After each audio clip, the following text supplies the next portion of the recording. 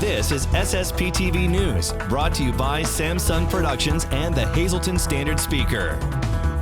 It's the day before the primary election in Pennsylvania, and we have one of our political analysts on the show to talk about some of the races.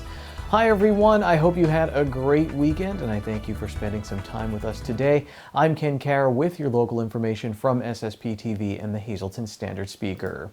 Let's start with a quick look at the latest COVID-19 case numbers in our area from the State Department of Health. There were only 5 new cases reported in our 3-county area on Monday. According to the Standard Speaker, of the 3 new cases in Luzerne County, only 1 was in the area, and that case was in Mountaintop. Lehigh Valley Health Network and Lehigh Valley Physician Group announced that its Express Care in the Hazleton Shopping Center has closed. LVH Hazleton President John Fletcher says that office opened when there was a need to direct patients with minor illnesses away from the emergency room. He says the hospital's newly expanded and renovated ER now has the ability to take those patients.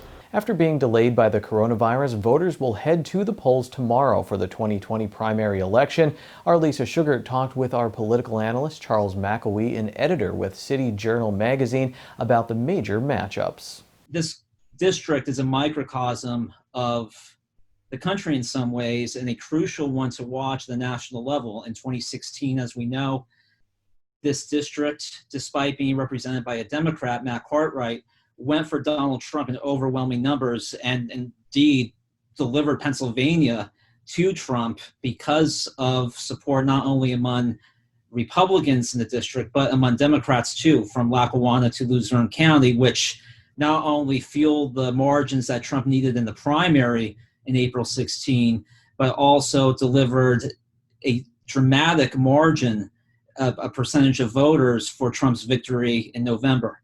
So Matt Cartwright, he does have seniority. He is co-chair of the Democratic Policy and Communications Committee. He is fundraising, but he's vulnerable, and Republicans at the national level realize that. So we do have numerous candidates, including at the local level, who hope to take him on. Now, the pandemic obviously has interrupted the campaigning for these candidates, for all candidates, but it's also interrupting the way we're going to vote tomorrow. So a lot of people have done mail-in ballots, which was allowed for everybody this time because of the pandemic.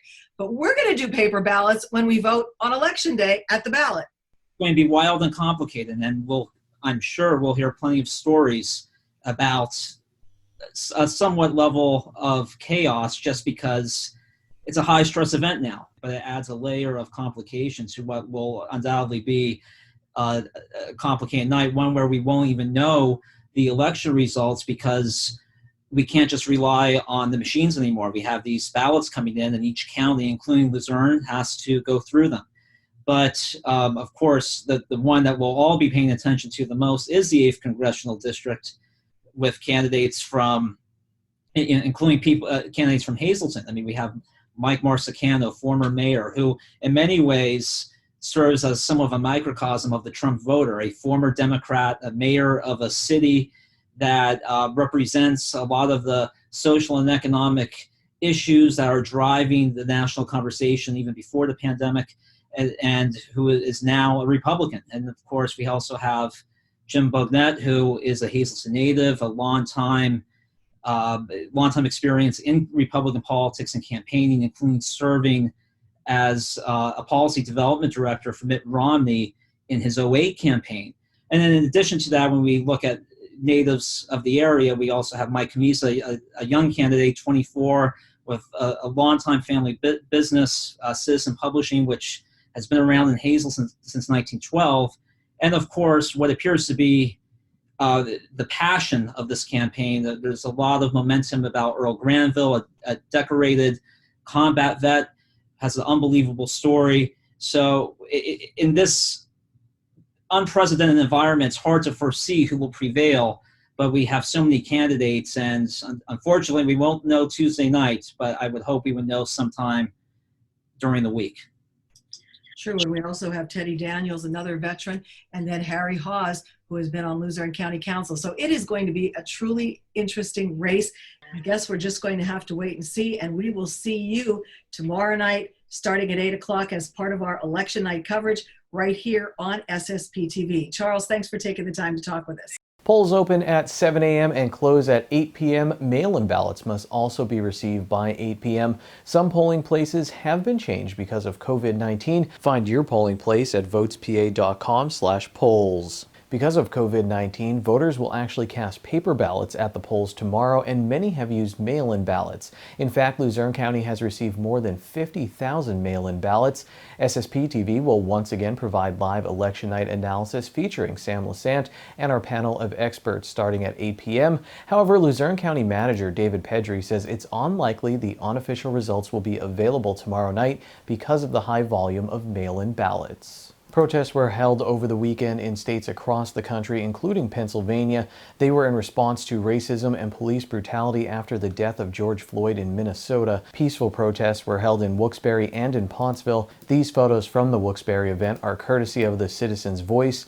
Some protesters were lying on the ground to simulate the position Floyd was in. Protests turned violent in Philadelphia, Harrisburg, and Pittsburgh. Governor Tom Wolf signed a disaster emergency declaration, and the Pennsylvania National Guardsmen have been placed on state active duty. Time now for weather on SSPTV News. And we're off in a new week. Let's see what the weather has in store for us. Here's our forecast from the National Weather Service. Tonight, partly cloudy, low of 50 degrees. Tuesday, a 30% chance of showers, mainly after 3 p.m., mostly cloudy, high of 65. Tuesday night, 40% chance of showers and thunderstorms, mostly cloudy with a low of 57. Wednesday, a chance of showers, then showers likely and a possible thunderstorm after 2 p.m., partly sunny with a high of 79. Chance of precipitation is 60%. Wednesday night, 60% chance of showers and a possible thunderstorm, mostly cloudy, low of 61. On Thursday, mostly sunny with a high of 78. Thursday night, partly cloudy with a low of 59. Friday, 30% chance of showers and thunderstorms after 2 p.m., partly sunny with a high of 80 degrees. Friday night, 30% chance of showers and thunderstorms before 8 p.m., partly cloudy with a low of 61 degrees. Coming up, our Lisa Sugart has a way for you to stay in shape and help out a local nonprofit. We have that story after the break. And in sports, we head to a special ceremony to honor the Hazelton Area High School softball seniors in the class of 2020. We'll hear from the seniors in just a little bit. Hello everyone, this is John Eric Pola giving you an update on information in your community. Community Services for Sight will be holding their annual Honey Hole races on June 6th. For more information on the event, you can visit Community Services for Sight on Facebook, or you can go to runsignup.com. For more community information like this, you can go to the SSPTV News Facebook page. SSPTV News would like to send sincere condolences to the family and friends of these who recently departed. Geraldine F. Fritzinger, age 92, of Shillington. The service will be held at a later date at the Freeland Cemetery.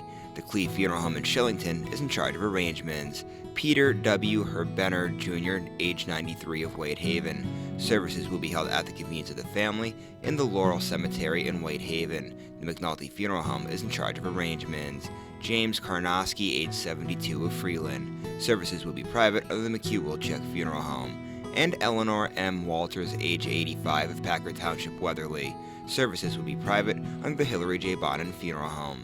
Today's obituary report is brought to you by Harmon Funeral Homes and Crematory. Call 570-788-0977 or go to harmonfuneral.com.